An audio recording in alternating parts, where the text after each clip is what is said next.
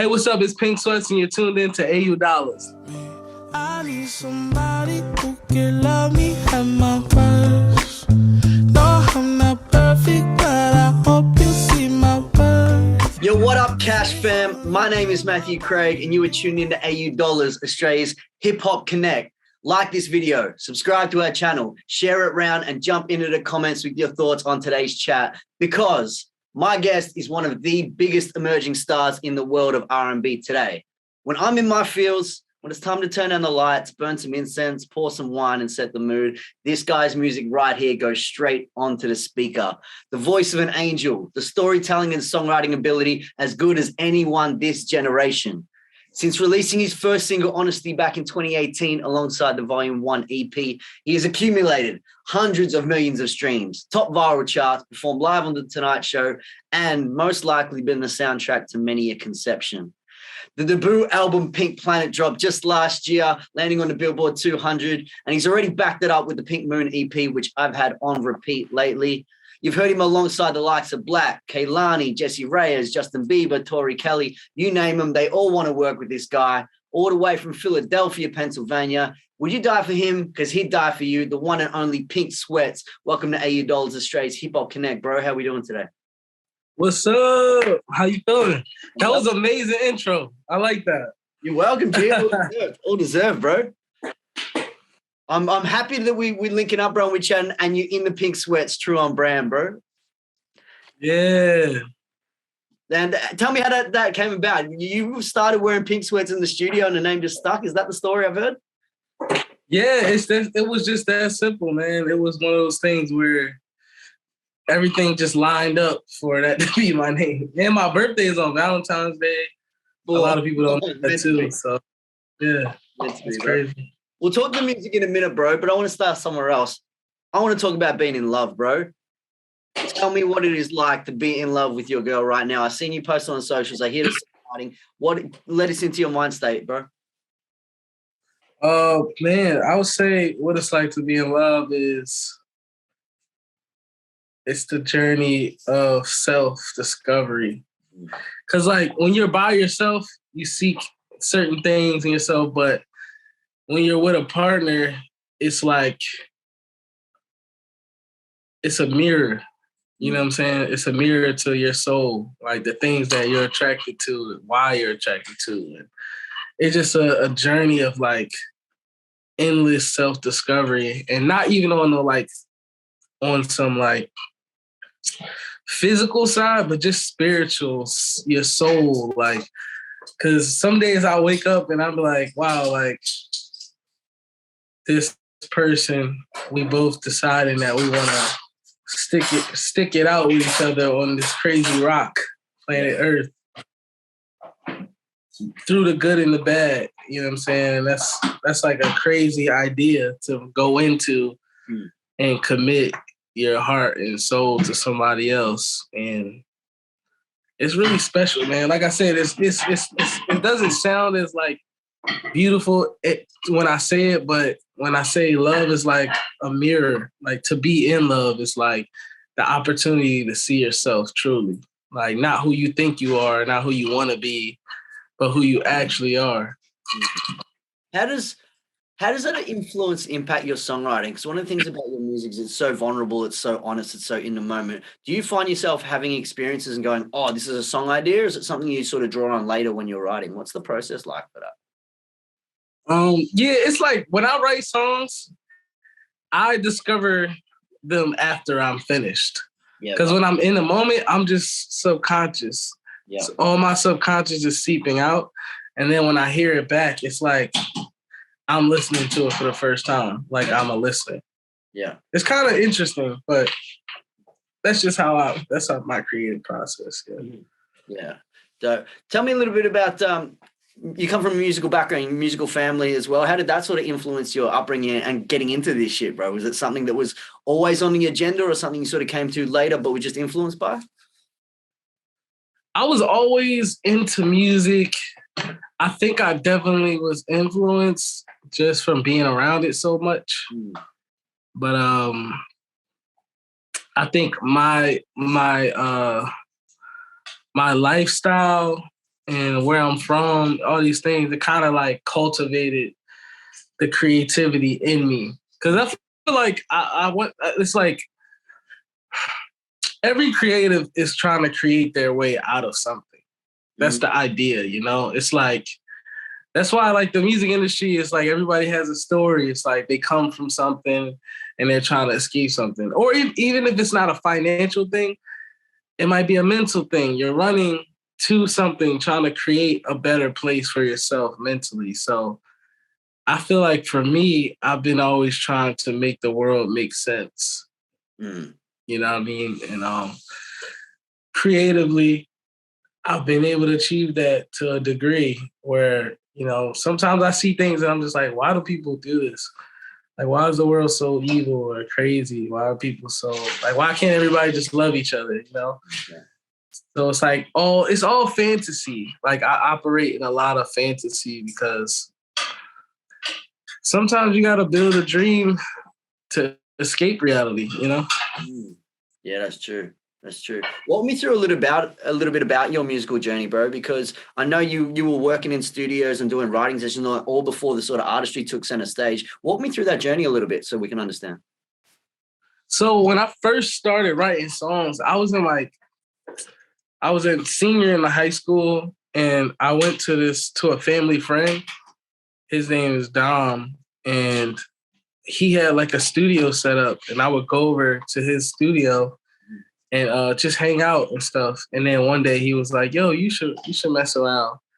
And I was like shy, I'm like, no, whatever. And from there, I just kind of got the bug because I was so inspired by him. You know, he's not like super well known or anything, but it was like, he was like the first person that kind of took me in and showed me stuff, you know what I mean? And I just he was like one of my first idols. Like, I was like, man, this dude is so incredible. Like, I just want to be like him. So I kind of, I get a lot of my influence from him, actually. And it's so weird, like, because people don't know him. So it's like, you know, people always kind of give credit to like other celebrities and stuff. But like throughout the last couple of years, I started to like question and realize certain things. Like, where am I actually inspired from? And it was him, Dom, in his little small studio room.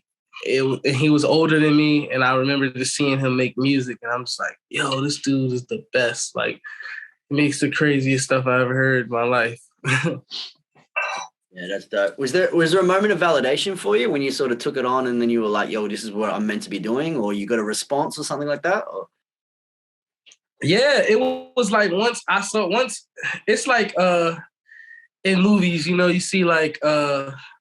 Miyagi in Karate Kid. It's like once he gives his stamp of approval, that's when you feel like you make it. It's like, to me, he was like my Mr. Miyagi, where it's like I'm looking to him, like, you like this? Once he started to like my music, I started to feel like, oh man, I made it. Like, if he likes my music, I can do anything.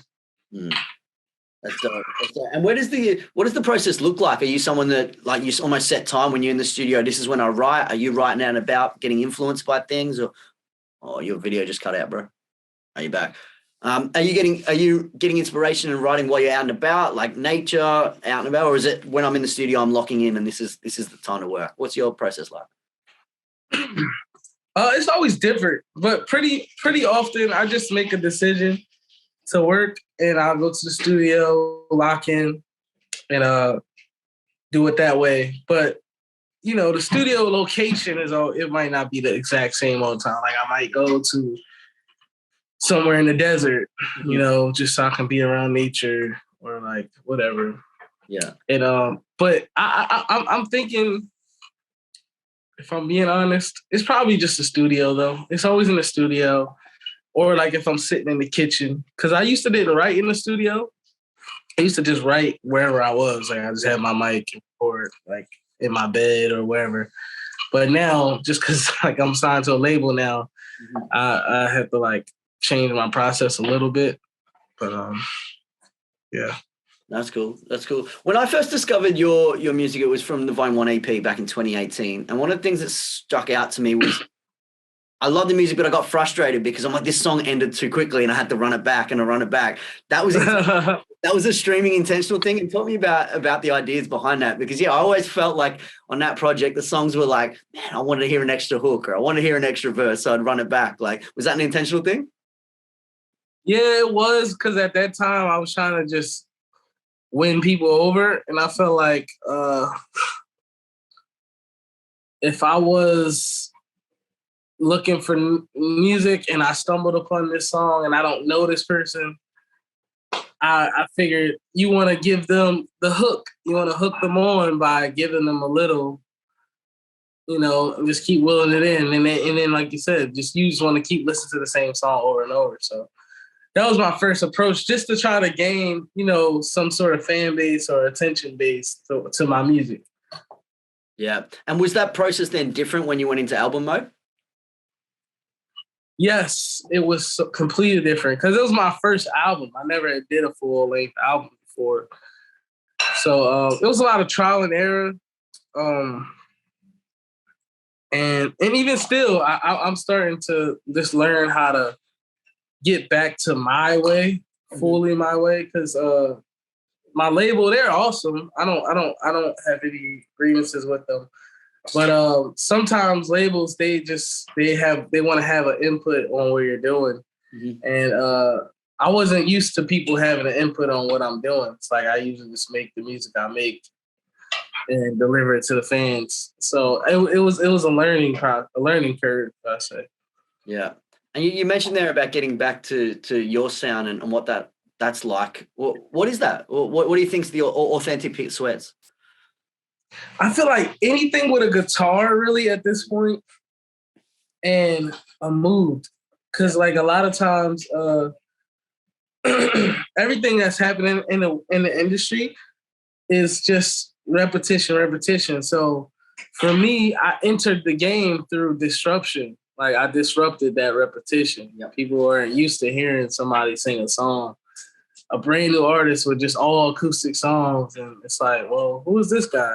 Mm-hmm. So I feel like just continuing to be a disruptor to that pattern. It's like, no, I want to do it my way. And I want to be a mood, a vibe that you can carry with you instead of, trying to mimic or fit in with other people's sounds. Yeah. Was that intentional for the new Pink Moon project? Because it definitely feels like a return to probably the EPs of earlier, a bit more stripped back, as you were saying. I would say it was just a deeper dive into, like, I would say what modern R&B is. Yeah. I was just trying to dive a little deeper into that lane as far as just the music side, with like adding the drums and like things of that nature. So just trying to diversify my catalog, because I don't want my catalog to be one thing, because I want to be able to grab audience from every angle, because somebody might not like to strip back all the way with just the guitar, but they might want to beat, you know what I mean? They might want to groove with their lady or whatever. And certain songs, I have those now, where I'm just trying to, like, build this insane catalog of diverse R&B music, you know what I mean? Yeah. Who are some of those inspirations that you're drawing from when you said you're looking around what's going on in R&B? Are there other artists that you're bumping, that you're listening to, and you're trying to incorporate ideas? Or? Nothing that I'm trying to incorporate, but certain artists, I listen to, like, opposites of me. Like, I like Brent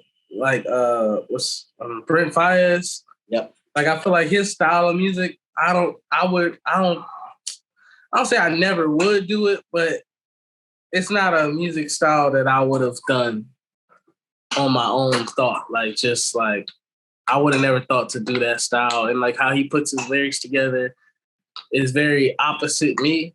And I think it's super cool and like stylish, like the way he does it. And who else? Black. I like Black. Who else I've been with? Stevie Wonder. He's not you're not modern right now, but Yeah, I listen to a lot of Stevie Wonder. Mm-hmm. You mentioned Summer Black. Walker. Yeah, you mentioned Black. Yeah. Bad. Talk to me about that collab. I loved hearing the two of you on the same record because I feel like you guys started emerging at similar times in different sonic lanes, but we're touching on similar themes. So how'd that collab come about and how'd that feel to have a record together? I just texted him that we needed to work, and he agreed. So we got a studio and we just worked, man. We made a bunch of songs that was just sometimes you meet people who you don't know that well, but then when you leave, you realize and understand that there's a special chemistry there. And I feel like we got like a special musical chemistry where we could just really vibe and get stuff done. So who knows? I mean, you might see an album or something with us. Okay. We down. We ready. Crazy. And you got Coachella coming up, bro. You looking forward to that? And what can we expect from a Pink Sweats live set? Coachella gonna be dope, man. I'm still figuring it out. Honestly, I got a little bit more time to like rehearse with the band and everything, but it's gonna be fire because I really want to bring something different. I want to bring the love vibes because nobody gonna do it like Pink Sweats. Yeah, I'm down for that. And what about Australia, bro? Well, do you know much about Australia? Would you like to come out here one day? We've been rocking heavy with the music that's coming out. Yes. I love Australia. I've been to Australia before, and it was insane. It was so amazing. Had a great time. Yeah, I can't wait to come back, honestly. Hopefully this year I get to come back. Okay. And what did you get to catch some of the beaches, some of the nature? What did you get up to while you were out here? I was just doing shows when I came, so I didn't really get to partake in any of like the nature side. But what's that place? It's a place where they have this specific animal that's only in Australia. Is that the quokka you're talking about? The little thing? Yeah. Yeah, out in Perth. Yeah, the little island. It's just those. That's the I was supposed to go there, but I was tired that day, so I was kind of chill. But I want to go there next time I go to Australia. Yeah. Well, when you come down to Australia next, we'll link up. We'll go see some of the koalas and the animals and all that unique shit out here, bro. For real. You got fire. Any advice to upcoming artists on the hustle, on the rise? Like you done this shit on your dolo, you know what I mean? Really built it over an extended period of time. If there's any young R&B artists sort of recording in their room right now, looking at Pink Sweats, what words or game would you have for them? Run! No, I'm just kidding. Honestly, I would say know what you're getting into and know why. Yeah. And everything will be fine. Just understand the business side of creativity. You know, once you add the business side, then there becomes pressure. And any creative out there, it's better to understand before you get involved than later. Because once you understand that, okay, my creativity is going to be monetized, that it can be a little pressure there, you know, especially when you start dealing with labels or even just with yourself. Mm-hmm. It's going to have to be monetized if you want to make it a living for yourself. So just accept that there will be a lot of pressure that comes with that. Mm-hmm. But also it'll be a lot of beautiful experiences, a lot of eye-opening moments, a lot of learning experiences. And you can truly change your whole life with just, you know, the right song, connecting to people in a special way. Yeah, that's powerful. That's powerful, bro. And what's the next chapter look like for Pink Sweats? You're already building a legacy really quickly. What's the dream and how high does this ceiling go, bro? Well, right now, I want to do my next album. I know I just love music and I like making music. Yeah. So I'm about to start my next album real soon. I kind of been formulating the concept and everything, and I'm super hyped for it, honestly. I can't wait to share it. And I have it. It's all in my head, jumbled up. But like once I get to the guitar and everything, it'll all start coming out. Well, we're looking forward to that for sure, my guy. Let's slide into some rapid fire, bro. We'll wrap this up and we'll have a bit of fun. I'll throw quick questions at you, and you just hit me with the first that pops in your head, yeah? Let's do it. Let's go rapid fire with my man Pink Sweats. If you could go anywhere in the world for a holiday, where are you going? Dubai. Nice. If the world's ending tomorrow, what's your last meal tonight? My girl. What's your favorite record of your own that you've ever made? Cocaine. If you could hang out with a cartoon character for a day, who would it be and why? Bugs Bunny, because he been around for a long time. Describe your dream date. My dream day? Date. My dream date. I fly to Dubai, all expenses paid by my girl. I get concierge, I get free food, just get spoiled and pampered. Got it. On that note, when Pink Sweats gets a big bag, where's your favorite place to spend money? Target. The first time someone's answered that, for real. A lot of love for Target. What's a movie recommendation that everyone should watch? A movie recommendation? Oh, you gotta see what's it called? Oh, it's not technically a movie, but it's called Bel Air. It's a TV show. I've been watching that, and I forgot to mention, I heard Pink Sweats on the end of the last episode, my man. Yeah. I reckon Bel Air is fire though. I just watched the full season. I'm like, wow, it's crazy. Well, not the full season, but like up until where they start. Yeah. It's hard. I've been rocking with that 100%, and I got hyped when I heard you on the end of the last episode, bro. For real. Hey, what's your cell phone wallpaper? The background on your phone. The background on your phone. It ain't nothing. It's the factory setting. For real. A lot of people put on Pink Sweats when they're in the mood. What does Pink Sweats put on when he's in the mood? A robe, a pink robe. Bet. All right, and last question. We always ask this one on $8. A little bit controversial. Pineapple on pizza, yes or no? Sure. Yeah. You want with a pineapple on pizza? I could do that. Yeah. I bet you heard it first. My man, appreciate your time today. Appreciate you just making the time to chat and tap in with Australia. Congratulations on the releases and everything you've been doing. Good luck for Coachella, and definitely look forward to linking when you come down under soon, bro. Thank you, bro. Appreciate you, man. Big blessings, my guy. Lots of love, yeah? Have a good one. I need somebody who can love me at my worst. No, I'm not perfect.